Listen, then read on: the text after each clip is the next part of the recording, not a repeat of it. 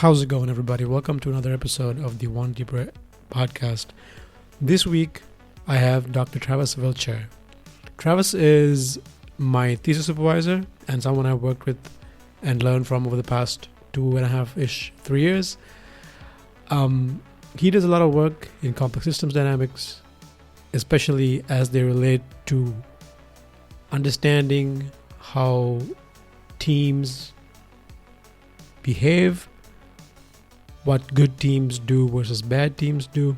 You will get more of an idea of the work he does in this episode, but broadly speaking, it is the intersection between complex systems dynamics and interpersonal behavior in between two people, multiple teams, all sorts of good stuff. I'm sure this is something that'll be very new to a lot of you, and I think it's still very interesting. I'm looking forward to hearing more from Travis and learning more about these things. And if you're interested, there's a lot of material that'll be on the show notes, so please check those things out. And once again, thanks for tuning in, and I hope you enjoy. Peace.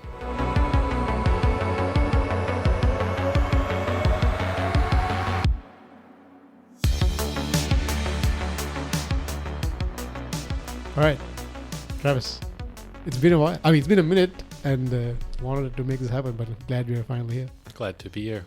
All right, so is there because the general idea is I wanted to do like a very chill but fairly like reasonable discussion about your work, because it's really interesting, because for me, the intersection between anything that gives me a way to look at human behavior and psychology in a different way is super interesting. Cool. Well, right? I think I can do that. Okay, cool. Then just pull this thing a bit closer to your mouth, just like a little bit, and then just like, just there you go. Okay. That's better. That better? Yeah, much better. All right, cool. How do you want to begin? Because what do you do, first of all? Maybe you want to introduce yourself, and then maybe we'll go into that. Yeah, so I'm Travis Wiltshire, and I'm an assistant professor here in Tilburg University in the Cognitive Science and AI department. In particular, and the work that you might be familiar with is on teamwork dynamics. So I would consider my work to be at the intersection of cognitive science and complexity science while applied to how people think together with others. So that applies in teamwork context, that applies in social interactions, and things along those lines. So I focus in combining, theory for how we can sort of combine, this complexity and cognition and collective thinking and things along those lines with the methods that we need to do them. What I found, one thing that I found really interesting is this. It's like a really neat bridge between psychology and, from what my own reading for my for the thesis, a lot of contribution from physics, right? Like a lot of physics-based tools are now being sort of co-opted to do these kind of things. Yeah, so I think that's part of where complexity science comes into play, that a lot of the methods do come from physics, and it has to do with this sort of principle of universality that we get from that. And that's generally that if we think of something that's a complex system, which means that it has, many components that are interacting, it changes over time, it exhibits some form of emergence where there's not necessarily a centralized controller, but it's due to these interactions that sort of organized behavior occurs.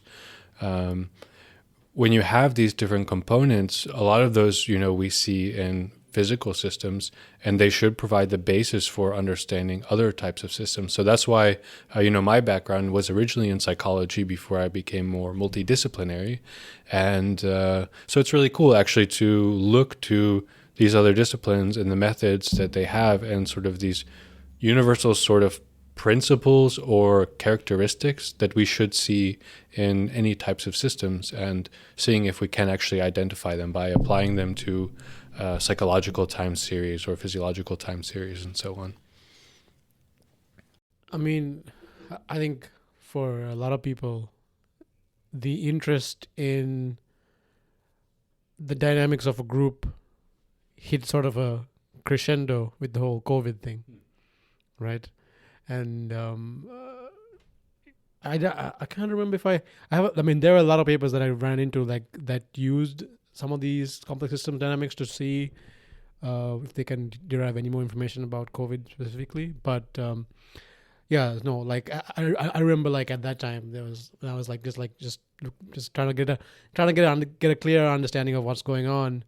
People were trying all kinds of stuff to to predict what's going to happen, to like understand what just did happen, how it spread, and like.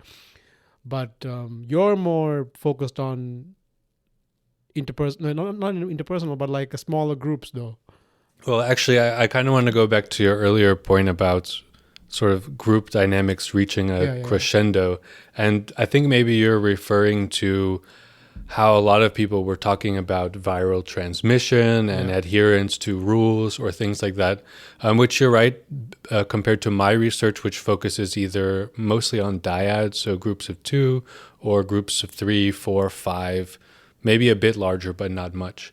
And the way that we interact with each other when we have shared goals and sub-goals, but when kind of, I don't know how much like COVID talk is like overdone at this point. Of course, it's not gone. But one of the big things that we noticed was actually a change in our group dynamics. Right, yes. Because we shifted to virtual interaction. And I think that's one of these key things where now the dynamics have changed all of a sudden. The timing of how long it takes for us to respond, our ability to read like nonverbal cues, and sort of interact naturally, those all change sort of overnight. And part of like what I look at is actually how we coordinate when we're in kind of group settings, when we're in meetings or things like that. And coordination here means like timing our behaviors, our speech, things like that. And, you know, when we had this sort of sudden shift, a lot of people reported sort of being more tired from a day of virtual meetings compared to if you had only face-to-face stuff. Yeah, I mean, do you think like I think certain kinds of people, like I know one of my friends who hates hanging out with people. Like he's just like, just leave me alone in my room. Just let me write my code. That's very happy, right? And he told me it was the best 2 years of his life. Because he didn't have to go anywhere. He didn't have to meet people. Like his social obligations were minimized to almost zero, right? And he just enjoyed doing the stuff that he enjoyed doing, playing. Like, you know, he's a very introverted sort of guy, obviously. And I mean, but even then, like it wasn't zero. He felt an impact. He was like, man, you know, like what he missed was the freedom to do if he wanted to do it. Even though he didn't want to do it, having the freedom to be able to interact with people, be together in social groups was a big deal for him. There's a higher cost then too, right? You mentioned like the social obligation, and then there was sort of your societal obligation of trying to adhere to, you know, rules and minimize chance of potential encounters. So there was a sort of freedom in that, especially if you're more introverted, to you know, be able to not have social pressure. And then afterwards, I think we still have some of that. We see workplaces changed as well, that, you know, there's less expectations to physically be present, but we actually realize a bit more like what is that value of face-to-face interactions, like, and you know when something could easily have been an online meeting that you don't need to go somewhere in person for. So I think this is a nice point to maybe introduce the concept of like a phase change, right? So what people would have expected was that, COVID problems disappeared and we would just relax back to the previous state of doing things the same way we've been doing things, right? But that's not the case, though. No. Right? We've come to a different stable configuration of doing things. Maybe you want like just give us a small. Imagine you're talking to a first year student, right? And like, so when I ask you like any technical stuff, just be like, okay, well, here's kind of what it might mean. Well, as you know, I also teach a complex systems class at the master's level, and we were talking about phase transitions today. So like the easy version of understanding what this means is it is a concept that originally comes from physics, and it's being increasingly applied in the cognitive science. And it's this idea that, if we consider something a system, like a group or a team, that, there's some states that they exhibit, which could be a stable state. And this might be, our normal way of interacting during a meeting. And a phase transition means something happened that changes those dynamics. So a common example for understanding phase transitions is actually one that's very common to us. So water. When water changes into ice or into gas, that's a phase transition. And we can very clearly know that the states of water are very distinct from vapor or gas. What that looks like in a group or team setting or even individual setting can be quite different. So in some of my work in teams where they're collaboratively solving problems together, often in a gaming context, sometimes sort of the communication patterns that they exhibit go through these phase transitions.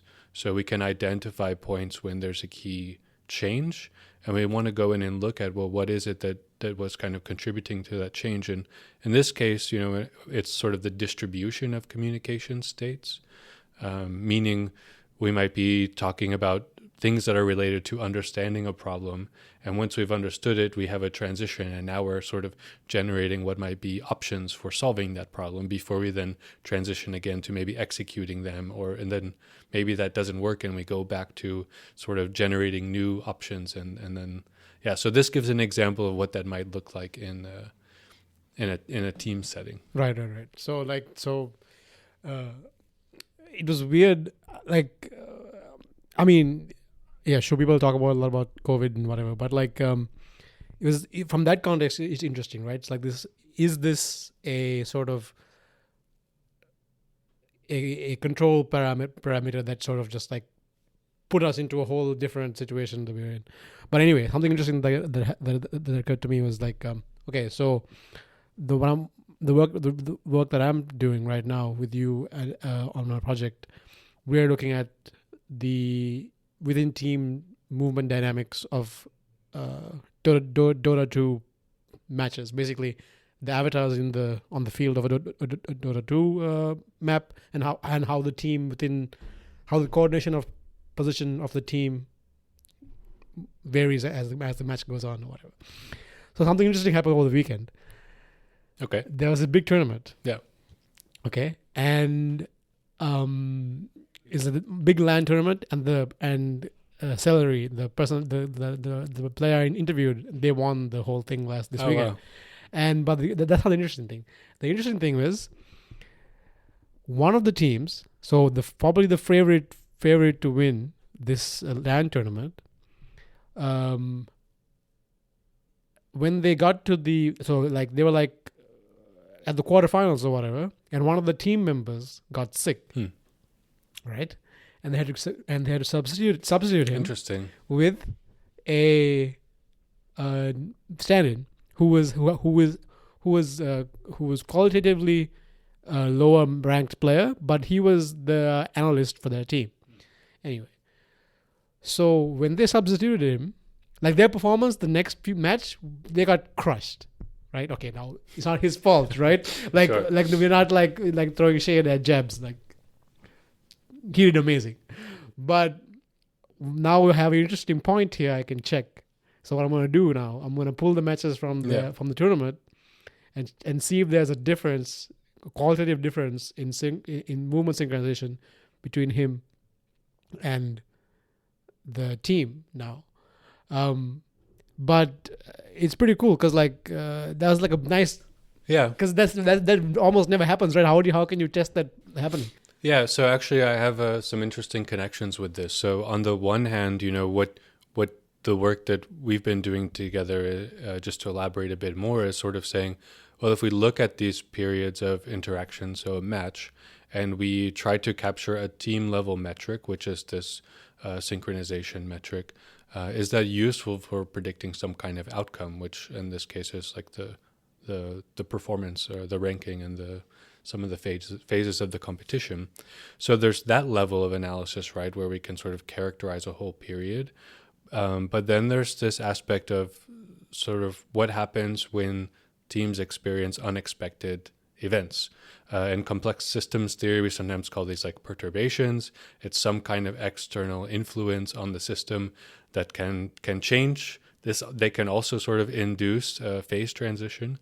And some of our laboratory research, we actually do this as well. We actually say, your input device, there's something malfunctioning with it. So now one team member can't contribute to the game that they were playing, and they have to adapt and figure out a new way to sort of perform well despite these circumstances.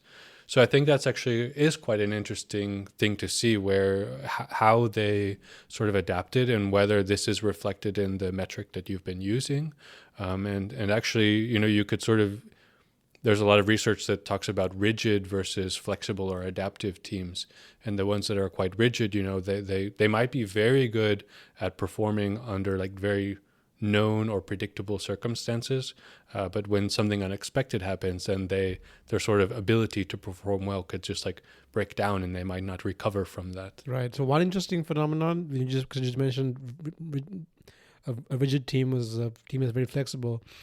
One phenomenon, at least in Dota 2, is that so there's a collection of characters a team can choose from, right? Yeah.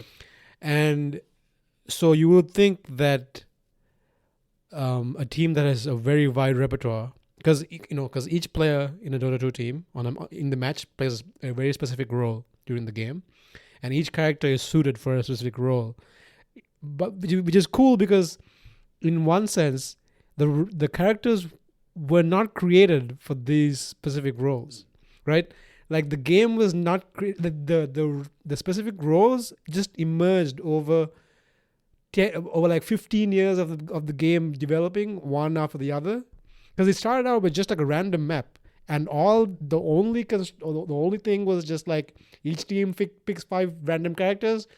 You try to destroy the other enemy's base before they destroy yours, and the game naturally and the players naturally evolved strategies that sort of gravitated towards having these specific roles, given that there are 5 people who can play it.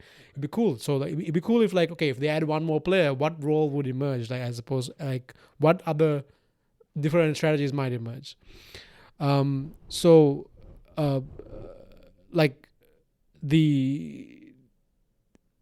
The fact that there is a support role, carrier role, has nothing to do really with the game. It's just sort of showed up as a function of people just playing and trying to figure out the best strategy to get the most points. I had a reason why I brought this up. It just slipped my mind. But well, you're talking about how the roles weren't explicitly part of the game. They emerged sort of naturally due to players interacting with each other, trying to figure what's an optimal strategy. I'm not sure if this is jarring your I can't remember. But train of thought. What the hell was I trying to say? God damn it! Oh man. Anyway, I'm sure we'll come back to it. Well, there's one thing that I wanted to connect here, because I talked earlier about if you have like a complex systems perspective, then you're looking for some kind of universal characteristics that should be exhibited by all types of complex systems. But one aspect of this, especially for teams, is there's always going to be context specificity. So the dynamics, while there might be sort of key things like we know that there might be phase transitions that emerge, what those mean and what drives those are going to be specific to the particular context we're looking at, whether that's in Dota 2 or in a team in a business environment or a healthcare environment. And role specificity, individuals can contribute to changing the dynamics. If you have someone that's sort of dominating in a meeting and taking up all the discussion time, they're really driving the dynamics of that interaction. Whereas sometimes, you have a more flexible team where the roles are very complementary and there's more turn taking and things like that. Okay, no, I kind of remember what I was trying to say, because you mentioned perturbations, right? And one sort of idea is that when a team is when two teams are competing, the other team is makes a move that is a perturbation so one team is trying to maintain some level of how do you say it, like stability, right? And the other team makes some sort of move to perturb them and then get them. And in that frame, success, a good defense is sort of mitigating or just straight up not being affected by the perturbation, or like once affected, coming back to the normal state really quickly, as opposed to like taking a long time to get dispersed. So let's say in a situation where the team member has to drop out, right? So an interesting thing was their performance plummeted. So when the team member had to drop out, their performance plummeted the next matches. But then they went back, had a good night's sleep, and a couple people came back the next day, and they crushed two other a really good team to get to the grand finals. But then they got crushed again in the grand finals. But man, I just thought that was super interesting. Like the fact that you could, because when I'm watching it, now I'm thinking of it watching it in this frame of reference in my mind, right? Sure. Yeah. And like now you can say, okay, cool. Oh man, I wonder what happened there. Like I wanted to see what's going on.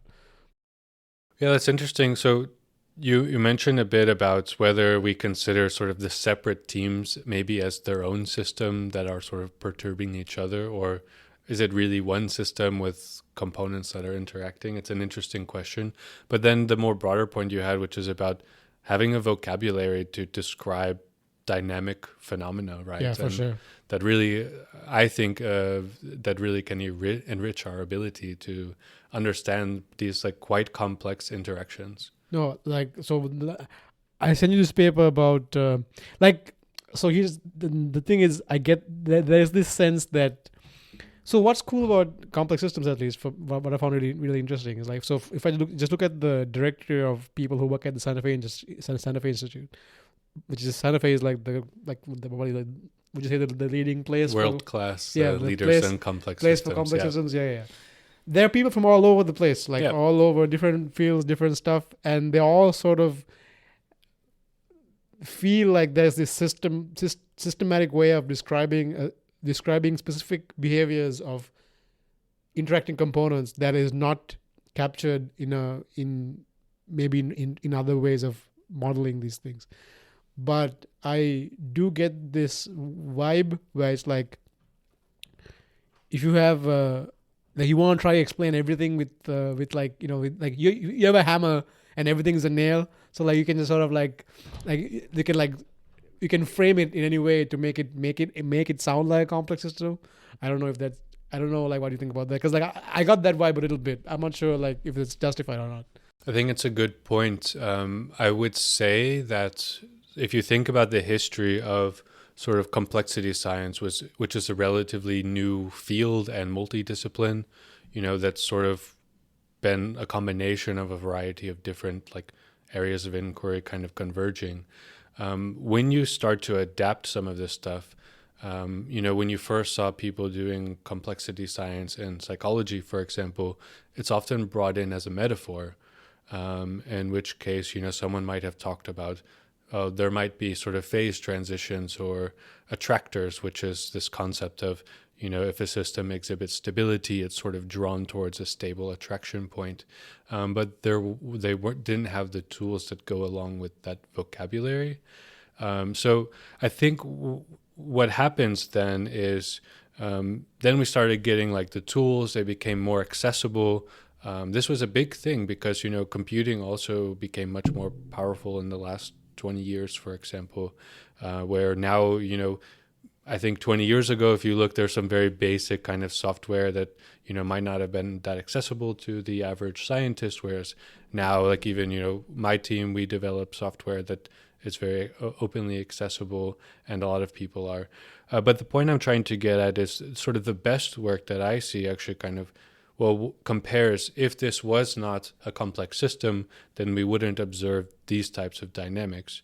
Whereas if it is, then we have some kind of systematic test to see, does it meet these characteristics? And if so, then we analyze it in that way. otherwise, then maybe it's not necessary, right? Speaking of characteristics, so one thing that I read that just like completely shocked me, like blew my mind, was that sort of like the role of the central limit theorem and how a normal distribution can sort of be at kind of a test to see if this thing is actually something that can be described as a complex system. Because the central limit theorem is derived from a system, in a system where the sum, the net output is actually just the sum of the component outputs. You expect to find these normal distributions. The example the author gave was of ants who build like these little domes, and each ant exits the hole with a piece of sand and moves in a random direction a certain distance around the hole, and every ant does the same thing, and as a consequence you have a dome that builds around the hole with the uniform length, and that's just a function of the central limit theorem and the fact that each ant aggregates a certain piece of sand and it grows up. So he mentioned, I'm butchering this. Obviously, I'm completely ruining this, right? But the gist of it is like you can use that as sort of like a null hypothesis to see, okay, is this system has attributes of a complex system. So one thing that I found interesting was that, so if you go on YouTube and you sampled 100 channels on YouTube, right, and you got the total number of views for all those channels, the average you get is almost zero, because most channels have almost no views, and there are many of them, right? But the total number of views on YouTube as a whole is in the hundreds of billions, right? So clearly there's some weirdry happening here. I don't know if that's what they meant, but that's the intuition that I got. I was like, oh, that's interesting, because like if you go to Childish Gambino's channel, he's got more, like a few number of people have almost all of the views, and most people have almost nothing. I think that this. So I think we could talk about feedback loops, I think. Sure. I think I'm not sure I understood the first point about the ants and the central limit theorem. We could come back to that one. Briefly on your point about YouTube views, one of the things in complex systems is about scaling and often power laws. There's a really cool book by Geoffrey West about scaling. And, we see systematic relationships like what you're describing about a very high frequency for certain types of things, like a very high frequency of videos that aren't watched, and sort of like a lot of less videos that have very high numbers of plays. We see this also with like text and certain letters and words and things like that. So that's something that also comes from complex systems. I haven't seen it for YouTube videos specifically, but I would predict that you might find this sort of power law. I got really obsessed with the Pareto distribution. Sure, yeah, similar to this, yeah. Yeah, for a while. So I went around looking for things that were completely unrelated, but exhibited this sort of thing. So a Pareto distribution is just a skewed distribution. It's like because I think it's useful to talk about, because we, especially in sort of psychology or in generally, like we see the bell curve, the normal distribution everywhere, because it's really useful. It helps us do a lot of useful things. But we don't spend a lot of time on these very skewed and very non-linear situations, right? Like if you see the context generally is like, oh, if a distribution is skewed, something's wrong there, right? But so what I did, grabbed a bunch of random data sets from Kaggle. So I made this, and it was like YouTube videos, basketball points scored in the NBA, video game sales, nice, crime in Boston, and reviews on Airbnb, right? And if you plot these things out, they look almost exactly the same. So like a few players in the NBA have scored almost all of the points, right? A few channels on YouTube have almost all of the views. A few places in Boston have almost all the crime. A few reviews on Airbnb have a few properties on Airbnb have almost all the reviews, and most of them have none. And so that seems to be like this weird thing in general. So it even applies to stars. A few number of stars apparently have almost all the mass, right? Which is like a weird sort of phenomenon. Well, so I think just kind of maybe going back to your early point about sort of traditional statistics, because, I teach stats in this program, and you were in my course, and, we need to teach this kind of basic things for stats, because those have been the foundation of science for a long time. Yeah, and really of course, useful. Of course they're changing. But, when you talk about, well, what happens when things are a bit messier, this is sort of a kind of a philosophical point in science as well, that traditionally you're trying to reduce things to these isolated parts. And if you can say that, this part of a phenomena follows a normal distribution and you can do your normal stats on it, then you can go home and sleep well at night that you have found some interesting thing. But you have to realize that you've reduced that, you've isolated some component of what is probably part of a complex system to this, tractable problem. Whereas with complexity, in some ways, it's a bit more holistic, that we try to say, okay, well, we know all of these things are part of this system, and you focus more on relational aspects between how are things related, how are they coordinating together, how do they change over time. And then thinking back to your example about the normal distribution and, changes or sort of systematic distributions, I was teaching in my complex systems class today, and we used this article from Marlijn Olthof from Radboud University, and it's based on sort of psychological self-ratings from a single person for almost a year, but a bunch of times a day they rate different aspects of their psychological states and physical states. And what's really cool about this article is it was taking this position that an increasing number of people are saying that people and their psychological systems are complex systems, but there hadn't been anyone who just said, do they exhibit some of the key characteristics that we expect? So they asked this question, well, complex systems exhibit memory. And that means that there can be short-term and long-term relations. So what happens now at this point in time in the day might actually be related to something that happens 200 days from now. Right, we don't know. We can look at that if we have the data, and when you have like a normal distribution, then we assume that all of those are random and they're not related. Right. But this memory process of complex systems shows that these things are related, and it might not always be in very clear ways. It can be up to incredible time lags. They also have a phase transition component to this paper, so not just that there's memory processes going on, but that there's sort of transitions in the dynamics.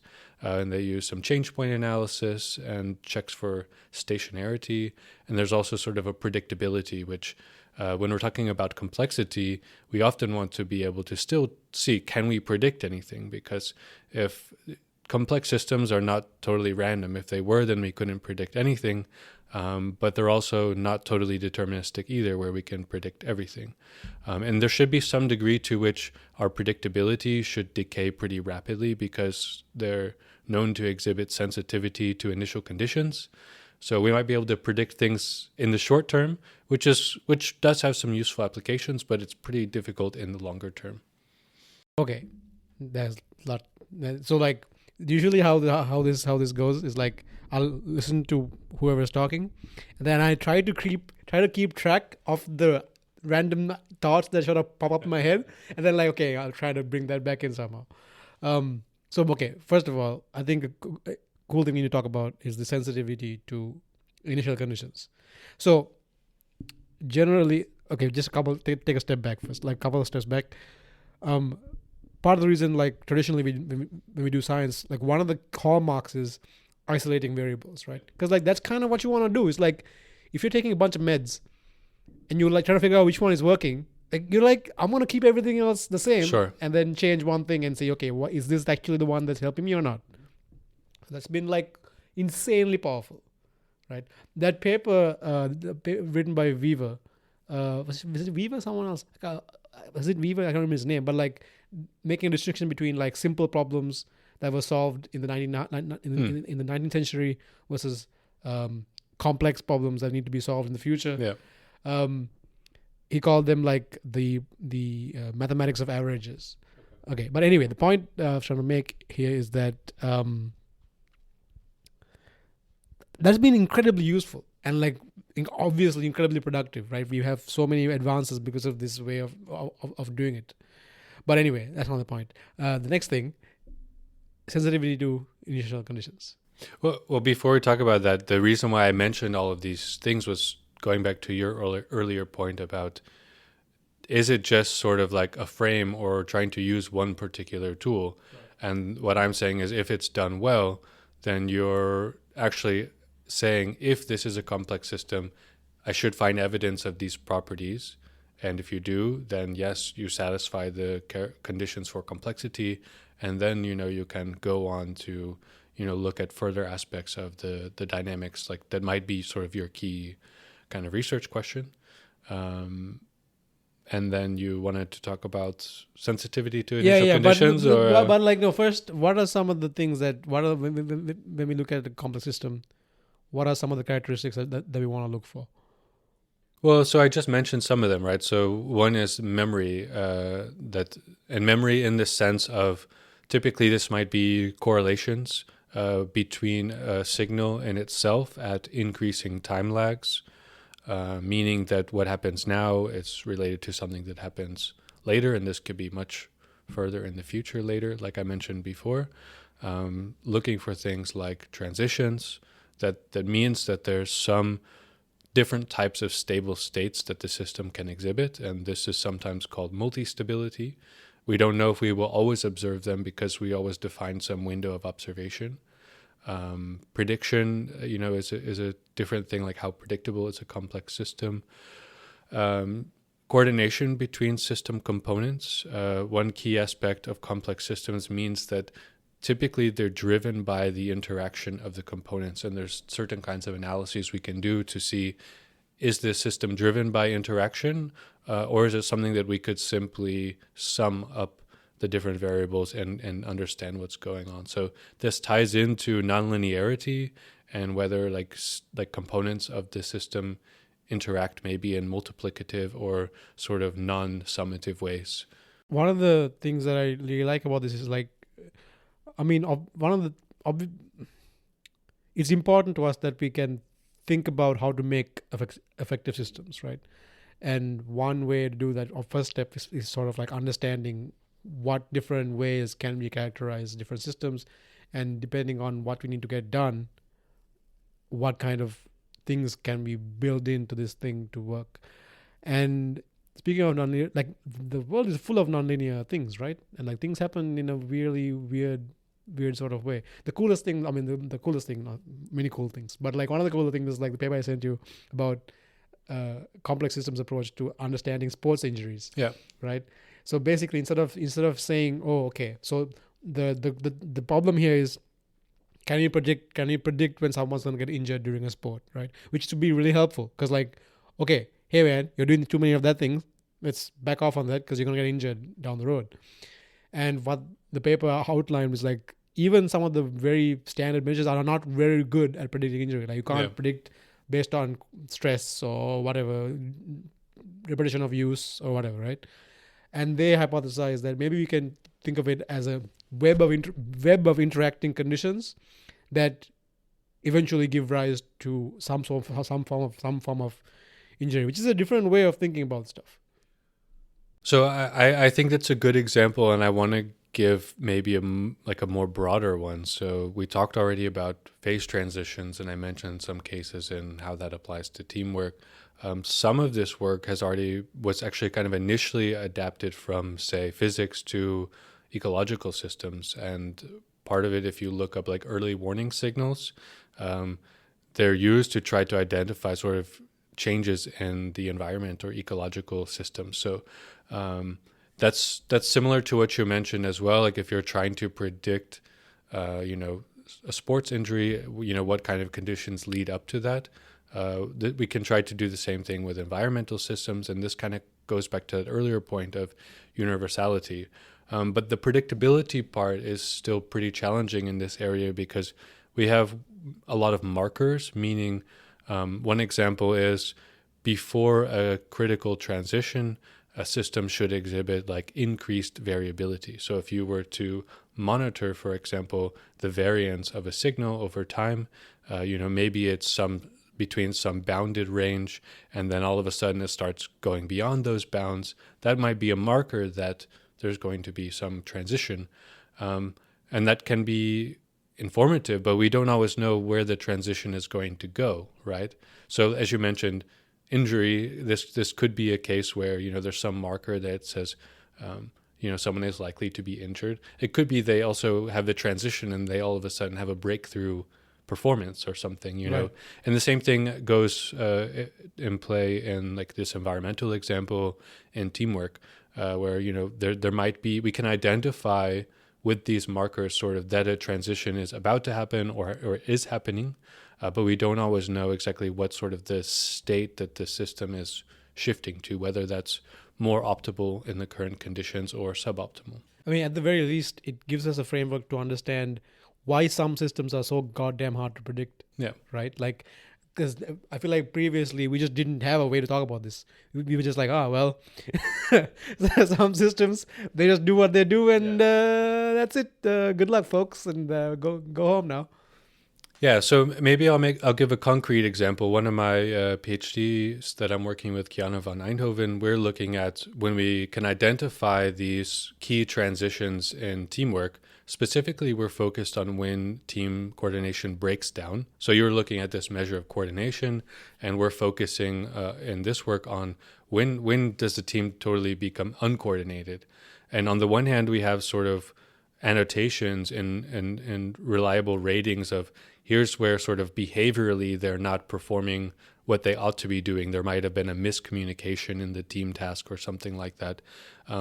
But that takes a while afterwards to be able to say what happened. But we can use wearable sensors and look at the coordination of their physiological signals, much like, you're analyzing sort of the positional data of the players in the virtual environment. And can we actually sort of recover these sort of team coordination breakdowns at this higher level? And to some degree, we can do it with high recall, but we also find other points. So that's what I was mentioning earlier, that we can identify transitions. Systems change a lot. And what we want to be able to do is find out what are the ones that we should be concerned about. Right. Like the ones that are preceding a breakdown in coordination, right, where the teams are not performing well, because that's the point where we could, develop an adaptive, maybe an AI system that provides some kind of feedback to allow them to recover more quickly. Yeah, for sure. Like, also, I was also curious about this aspect of like a distributed computation that can happen in a collection of nodes that can interact and come up with a certain thing, right? So for a while I was obsessed with how things get priced, right? Because I was like, because you go to the store, mm-hmm. and the perception is that, the store comes up with a price and puts the thing on the label and that's what it costs, right? But the more you think about it, the more you realize that's actually an insanely complicated problem, because this is tangents, but anyway, but like one of the reasons that the Soviet Union failed, one of the reasons why it doesn't work is because it was so bloody impossible to calculate the value or the price of everything day by day, moment by moment, right? Like if you're full and you're satiated, your subjective value of a piece of food is very different if you haven't eaten for 6 days, sure. Right? And the system needs a way to integrate each person's individual value rating in some way. It's not perfect. There's no way to get this perfect, but we need some form of way to generate a collective computation of what this thing actually costs, right? and that needs to get propagated somehow throughout the network so everyone can sort of value things accordingly.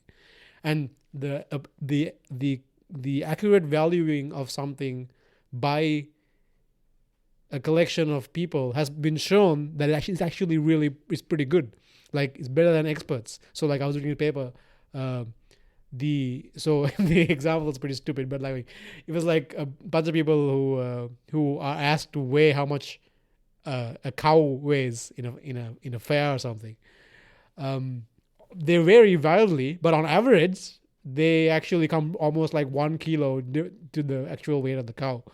So this idea of collectively computing things got pretty interesting, especially in what I'm doing right now, is sort of like, okay, each player is watching the game, right?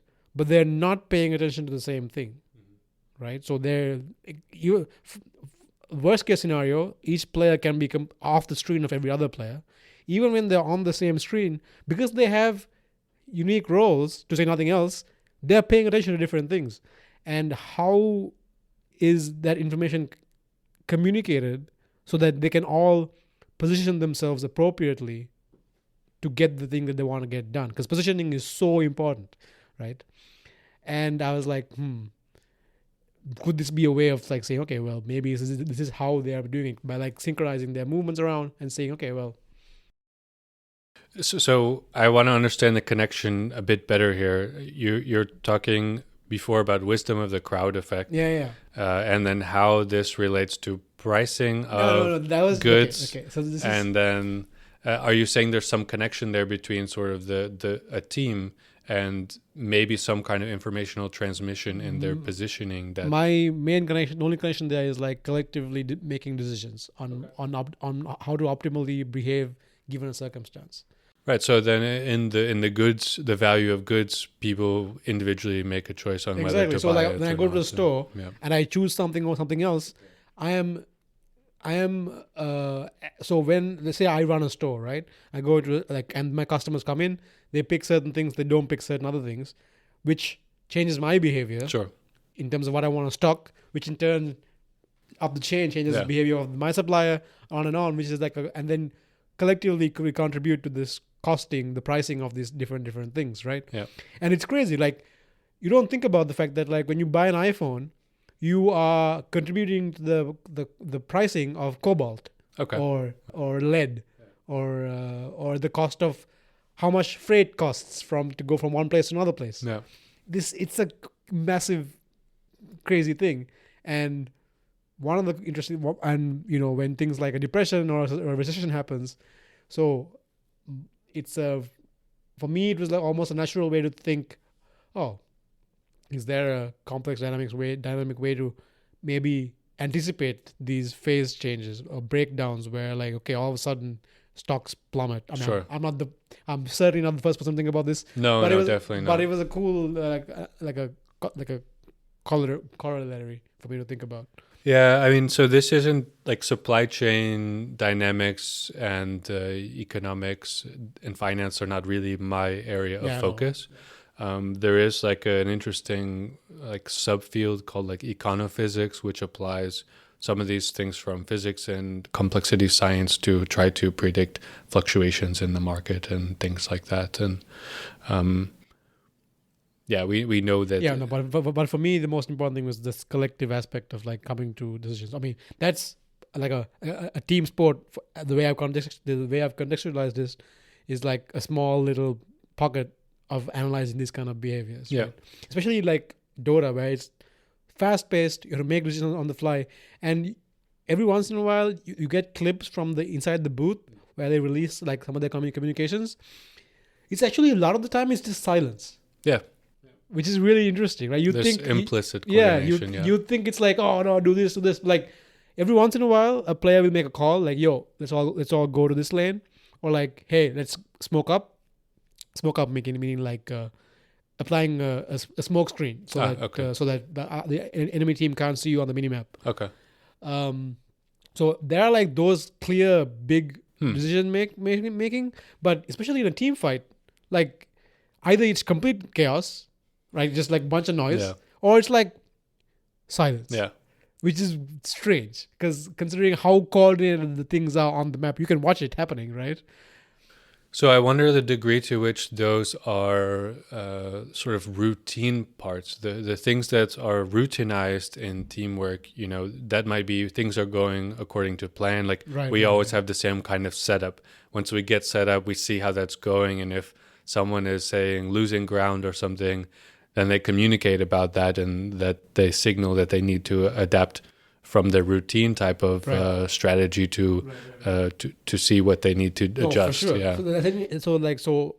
listen to so many of these pros talk about this stuff, and I listen to I like this. I like the game. Even though I don't play it because I'm a recovering addict. It's such a complex. It's like a multi-dimensional chess game. It's really interesting, and one of the things you sort of realize is that pros are always talking about sort of there's definitely, let's say you're playing one lane, right? A successful, let's say you're on the bottom. So the Dota map has 3 lanes, 3 primary lanes, where in the beginning of the game the behavior is pretty routinized. So pretty like the opening plays of a chess game, which are pretty standard, right? And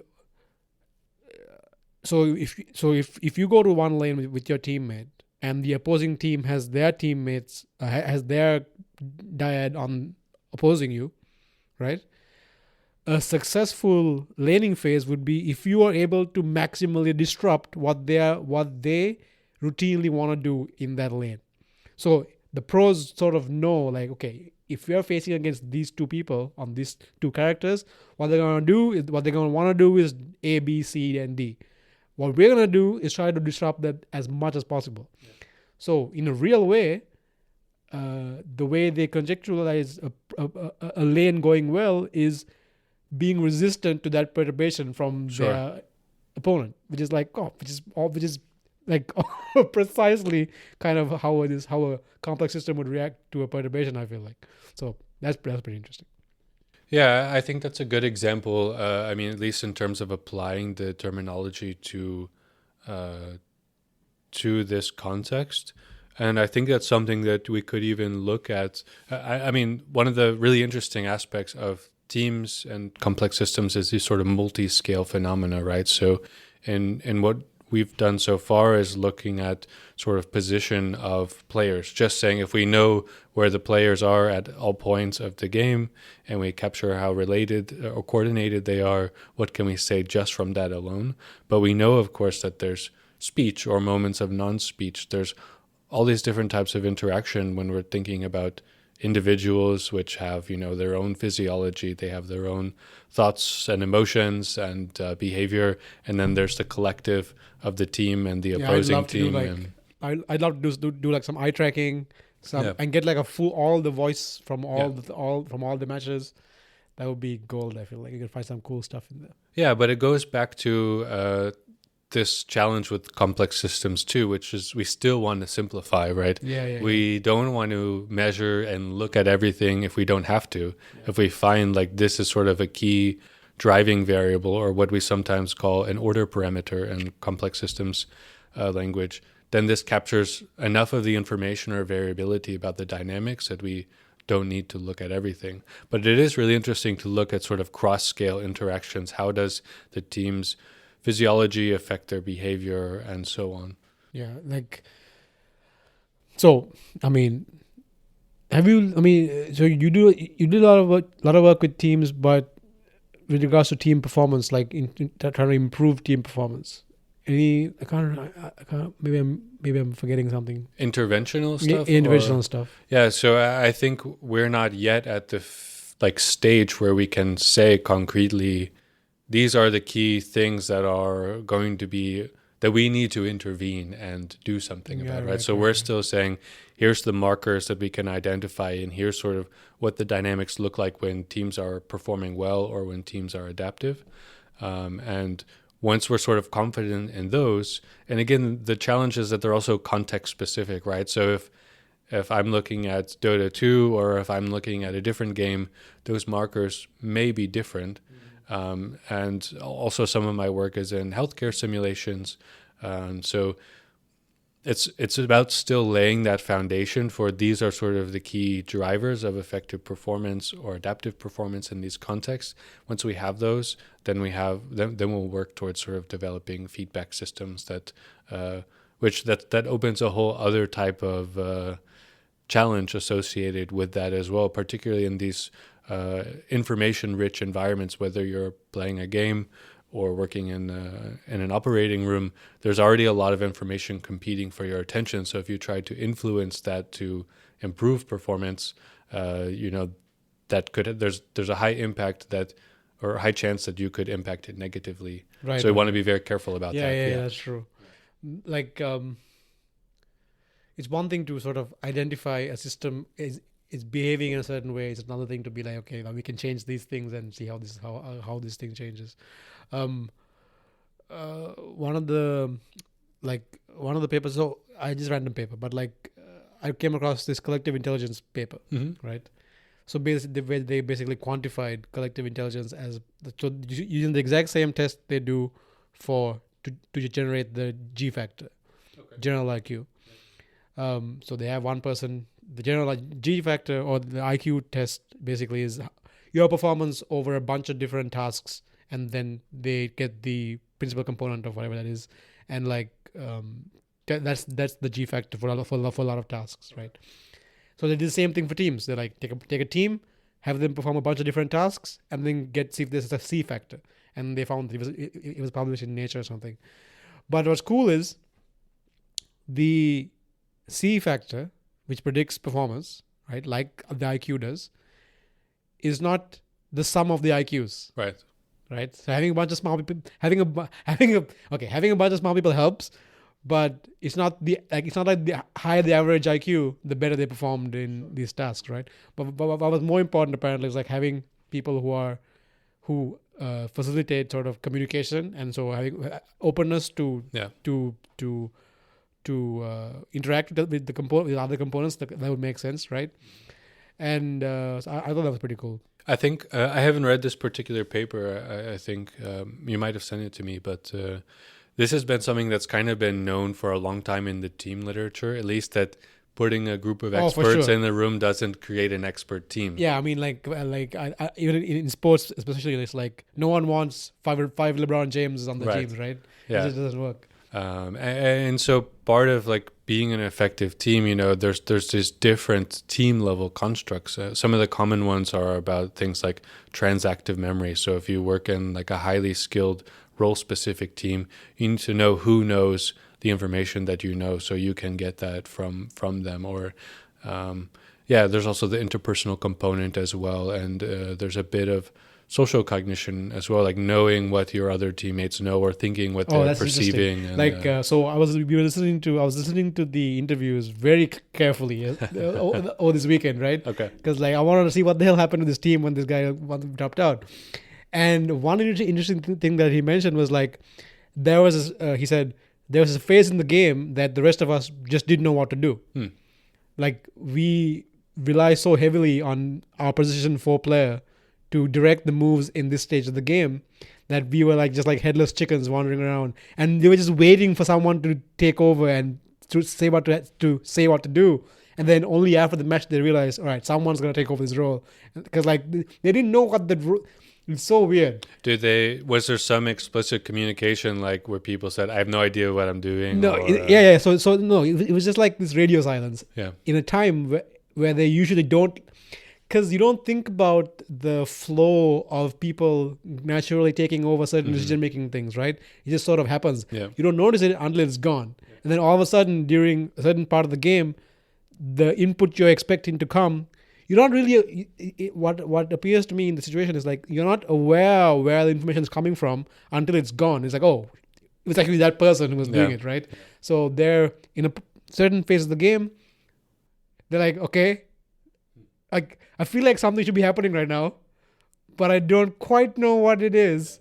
And until after they rewatched, they're oh Jesus, we just completely missed this opportunity to go do here. And so that was sort of a lapse in sort of this shared cognition of this situation. Maybe everyone felt that they didn't really know what to do. And if someone might have said, we're really missing something here, and then that might have prompted someone to take. That's the thing. So Dota is a very the roles are sort of very well defined now over 10, 20, 15 years, right?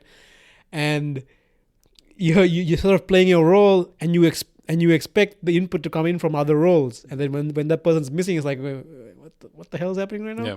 So and the person who was substituted to play the role just it's not the same. You can't just plug in a new part, even if it's a really great player, and it doesn't work. Actually, that's interesting, because what you say actually kind of contrasts with some of the team research. So on the one hand, there's teams that have roles, right? And they're predefined roles. And there's always this question about, can you just plug in a new person or not when you have like an established team? So there's always the social aspect. There's the history that you develop. There's your ability to know what someone else knows and doesn't know, and to read people that helps you work better. Maybe it doesn't contrast completely, but they show that you can actually like remove and replace team members better as long as there are roles and you're replacing someone in a specific role. Ah, interesting. Yeah. So I mean, that doesn't mean in the example that you gave that it's always going to be better, but I think in the research they show that they're actually better performing teams if it's a role replacement that you're doing, not just if you have no roles and then you replace a team member, then there's going to be a sort of worse performance. I feel like the NBA draft would be a disaster if that was not the case, right? Yeah. Like all the NFL or the NHL players move around all the time. Mm-hmm. Like they can be on one team, they get a call, they wake up in the morning, they have to fly to a different city because they're in a different team now. But they often keep a similar role. Yeah, right? the roles are the same. Yeah, the roles exactly. are exactly. The roles are the same. Like they don't go become like a point guard and all of a sudden they're like a power forward. Like the same role, just different team, right? Yeah. So, but I think so. There's another element here that's worth mentioning, which is about the leadership. So if the role of the team is about some kind of specialized knowledge, so if it's like an engineering team, we have different kinds of engineers, but there isn't necessarily a leader. Sometimes you have emergent leadership, right? No one is designated as a leader, but someone just takes on that role, or sometimes it swaps around. Oh, for sure. Like that's literally what one of the captain of the team said. He's like, like the next match, Mike, he's the first, the position one, took over that role. He was like just instinctively like, okay, now he was more vocal. He was saying more, okay, let's go do this thing, and then they actually performed better. So the captain isn't always the leader? No. So Dota 2 the match of a Dota 2 match goes through a bunch of different phases. Like that's actually quite different from like a basketball game, right? It's like offense, defense. Sure. First half. I mean, that's first half, second half, but I'm not gonna say that because I feel like there's definitely probably something qualitatively different between the first half and the second half, or like a first quarter, second quarter, like how you want to play. I don't know. But I'm not a basketball. Yeah, exactly. Expert, I don't know, but Dota 2 for sure. There's a laning stage where things are very stereotyped, the opening parts of the game. Then there's a mid game where one player really takes over, and it also depends on the team's play style. Like if a team, so the fact that there is something called a team's play style should be an indication, right? So like some teams, they rely very heavily on their one position carry. They invest heavily on him. They make sure his game goes phenomenally, and they expect him to carry them through the game to victory. Okay. Other teams are more distributed. They have 3 carries. Neither one of them gets an incredible amount of farm, but they distribute the amount of money that they get among 3 main core players, and they are expected to carry the game. So then your point here is there's a captain of the team, but who is sort of taking on a leadership hat, so to speak, depends on the phase and the play style. Exactly. That's really interesting. And so the example you gave before, the person who was replaced, that person would have typically taken on in that part of the game. that part. Okay. Yeah. And really interesting. He'd be making the calls like, yo, let's go. I'm going here, and sort of like in that phase, everyone defers to his judgment. Mm-hmm. And then later on in the game, everyone defers to someone else's judgment. Yeah. So, so what's interesting about this fact that you can replace, if you have basically what you're saying is that if you have a component that is really specialized, it sort of simplifies that component in a sense, right? Like if you're in the if you're in the NBA, right, and you need a new point guard, and every time you have to get a new point guard, you have to get to know this guy personally, like get to know his how he feels, like what keeps him up at night, his problems, his worries. That's just not scalable, right? It's just too hard. Well, I mean, so I'm not saying that part isn't important because... But, I mean, it is, but like, yeah. In a sense, you want to, like, okay. Well, so this is not really coming from complexity science, but from teamwork research. The social component is almost as important as the task component, not for effectively completing the task per se, but actually the longevity of the team. Oh, right, okay. So you might be a team that's brought together with a tight deadline, and you really have to just do your task work the whole time, and you never socialize, then you have a really high turnover rate.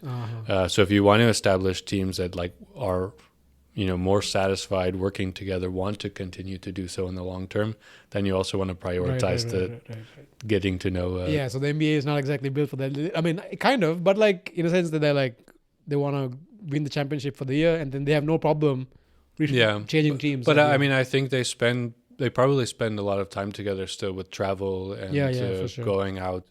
No, what I meant was like, so for example, if you go outside, right? Yeah. I'm not sure how much time you have, by the way. I didn't ask you that before I started. Yeah, probably will get a train after. When did we start?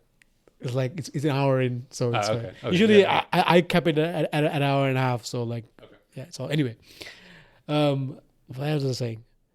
So why I said that was, we sort of outsource the fact that we have to do this computation. For example, every time we go outside, or every time we went to the store to buy something from the person at the counter, if we had to... Someone out the door? I don't know. Yeah? Yeah. Well... Sorry. No, it's okay. It's all good. Okay, yeah. All right. Got that part. That's fine. Okay, so what was I going to say? Every time you go to the store and you want to buy something from the guy at the counter, right? If you had to get to know him personally, like if you had to sort of like know what kind of mood he's in, what do you have for breakfast? Like, did he have a fight with his significant other? Like, if you had to know all that to buy a pair of shoes, that would be impossible, right? Well, yeah, I mean, we have a limited social capacity. Right. So, but we sort of outsource that. We sort of don't have to do the competition because we just assume he will play the role of person at the counter at the shop, and we can sort of come together, engage in this one framework, which simplifies both of us for each other. I play the role of a customer, so he expects me to do customer-like things, and I expect him to play the role of a store manager or a clerk, and do the things that I expect him to do. If either of us started deviating from this role in weird ways, it's gonna be like, first it's gonna be like, yo, what? what are you doing, right? And then you have to sort of recalibrate, right? Even so, when you go to a classroom, same thing happens, right? So, in a sense, if you have a role and this guy plays his role immaculately, you can be like, go, just take this guy, put him in the role. But sometimes it's hard to simplify it and sort of crush it down into just the role. There's more to it than that. Yeah. No, I think it's a good example because, there are these cases where we tend to just follow social scripts. And then when there's something that violates that, that's where things get weird. And we see how sort of adaptable we are to this sort of unexpected event. And that also applies if you replace someone with a specific role. It also just applies in the normal operating of a team, right? There's a lot of work, for example, with aircraft, right? Or there's been, recent other transit difficulties too with trains and things like this that, you're working together in a cockpit or in the cabin of the train and maybe things look fine, but, the system that you have behaves unexpectedly. So it could be something that's driven from a team member itself or what we call, a socio-technical system, which are typically complex where it's this, interface between people and complex automated systems. And Yeah. So I mean, teams are super interesting. Like the man, the literature is about like how to make. How to make effective teams. Thing is, clearly there's more to it than that. Clearly, just if it was just the case that you make someone amazing at their role, and you just collect a bunch of people who are great at the roles you need to get done, you would win. Sure. If that was just the case, we wouldn't even be having this situation we're in right now. It's like, just what's the problem? You find a good carry player, find a good support player, find a good mid player, put them together. It'll be great. I can give you 10 examples of how that's failed off the top of my head over the past season, right? Yeah. Like teams that are like on paper, holy crap. Yeah. These guys are playing together. Playing together? What? This team's going to be phenomenal. They show up, get crushed over and over again. So actually, I think this is a good point that you're bringing up, because there's some really nice work by Jamie Gorman on team dynamics. And he focused more a bit on sort of surveillance and unmanned aircraft operation. But what they find is that if you want to create teams that are more adaptive, you actually mix the teams deliberately. So part of a training regime might actually be, this is our core team and we know how to work together, but let's mix people up. Something interesting that you mentioned. So in Sri Lanka, when Dota first came out, it was just a map on Warcraft, right? Yeah. And in Sri Lanka, it was a very small community. Like, because first of all, our internet wasn't good enough to play with people abroad. Sure. So you all played internally, and a lot of the culture was to go to like LAN cafes and play these games, right? And there was one team that was just they were just dominant. Like there's no point even to the point where it's like there's no point going to a tournament because everyone's just competing for second place, right? Because that's still unfortunate, right. So for everyone else, exactly. So a couple of friends of mine, we got sick of this. We were like, guys, this sucks. Yeah. Right. So we spoke to the team. We were like, guys, we're gonna do a draft. Tournament where you guys are gonna be captains of 5 separate teams, and you're gonna draft players from the community, and you're gonna give you a budget to draft them, and we're gonna have a whole draft event, and like gonna pick teams. And the feedback we got from that was that like people who attended and played, they were like, that was the most fun tournament they've ever had. Right? And so this was taking one team and having them work on a So like, and what is cool is like the people that they picked to play on each of the teams, they played way better than they usually play, which is like all they have is like, because like these guys are obviously amazing players, right? But together they sort of, it was so weird because the matches just got better. Sure. Right? Because previously when they were all on the same team, the matches themselves were just not good. It was not good Dota, right? But separately, not only did the players that they chose to play better, but the match quality just improved drastically. Because now all of a sudden it's like a great game to watch. I don't know how to. No, I'm not sure either. But so I mean, going back to what I was saying, that changing the team composition, even if you intend to have a fixed team, you create some sort of adaptability or resilience of the team. But also there's some work as well on actually cross-training. So like a team member might actually learn and perform the role that they're not going to be doing in the end, but then they develop, a better understanding of what it takes to do that role. So they will ultimately then understand that role better and be able to work better. Like a form of regularization, like a form of like preventing overfitting to your one. Yeah. So actually that's a good way of thinking about it, about preventing overfitting, because that's where you want to have like some optimal or sweet spot to have teams that perform well and are adaptive to unexpected situations. Like I know a company that has everyone on everyone on service call. I think some policy like that, where like even the engineers have to go on rotation as on the service team. So speaking to customers directly to sort of like understand what the hell it is that they're actually doing. So I was like, that's like, and apparently that like it really helps for them to when they're thinking about solutions to problems. So I was like, oh, okay, I see what the thing is. It's like for them, the thinking is when you're an engineer, you get so caught up on the fun of the building the thing, sort of forget that this actual end product that comes out.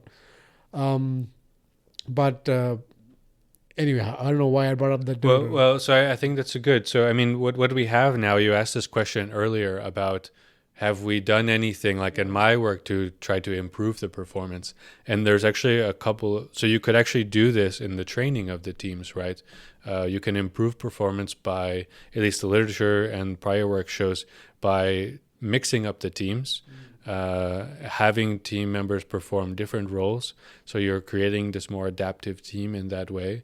Ultimately, we want to be able to develop some kind of in situ or real-time feedback or intervention systems, but there's still a lot we could already do just in advance. Yeah, right. It's like you want to have a balance between, like, oh, that's so cool, because like you want to sort of give people enough. You want to integrate the system enough, but you don't want it to be too integrated. Yeah. So like it's like everyone's. And it's too brittle. It's too rigid. Exactly. Yeah. But you don't want them to be completely everyone's the same, because that doesn't do anything either. Yeah. So that was, I think, interesting, because like I read this book. I don't know why I read random books, but like this, I read this entire book on cancer, right? And one thing I learned from that is like, sort of, it's not that there are cancerous cells that kills you. It's that the lack of the cells that you need to do specific functions that have been replaced by this amorphous thing that does nothing. These cancerous cells that are not differentiated, not capable of, they're differentiated, but like they're not capable of doing a specific role in that setting.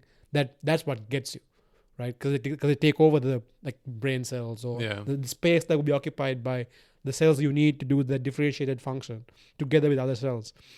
But like, sorry, random tangent. This happens all the time. Well, so this is a bit less in my area, but when you look at like complex systems in other areas, when people are developing them or thinking about the economy or an automated like autopilot system for an aircraft, for example, then this is where redundancy from like an engineering perspective. Right. That's like, you don't want redundancy because it's not as efficient as something that's more streamlined. But if you're thinking about it from this sort of resilience or adaptability perspective, having some redundancy in this design can sort of help prevent sort of failure, for example. And I think that applies to your cancer example, that if you have a cell, like if your cells that were supposed to perform some certain function are no longer able to do that, and you don't have any that can compensate, then that's, what ultimately drives. Right. That's cool. All right. Yeah. I know you got to go catch a train.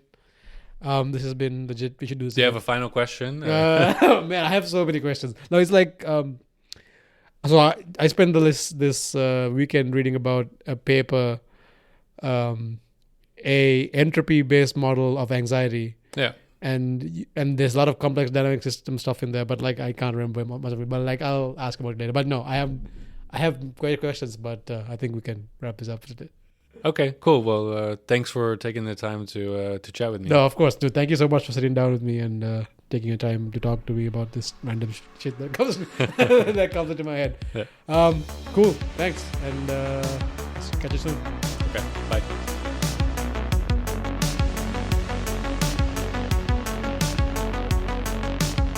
This has been a One Deeper podcast. Thanks for joining, and I hope you learned something. Catch you again next time.